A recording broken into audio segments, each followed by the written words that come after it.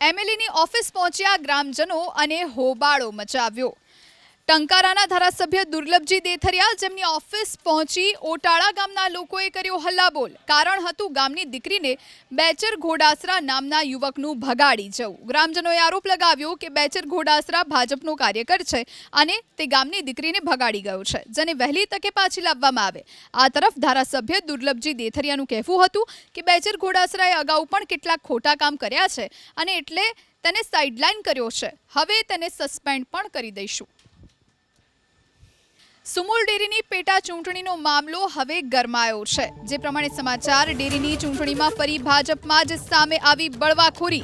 ભાજપના સત્તાવાર ઉમેદવાર સામે ભાજપ નેતાની ઉમેદવારી। બિપિન ચૌધરીની ઉમેદવારી બાદ પક્ષની કડક કાર્યવાહી। શિસ્તભંગ બદલ બિપિન ચૌધરી પક્ષમાંથી સસ્પેન્ડ। સહકારી માળખામાં મેન્ડેટ પ્રથાને લઈને વિવાદ થયાની ચર્ચા ઉઠી છે।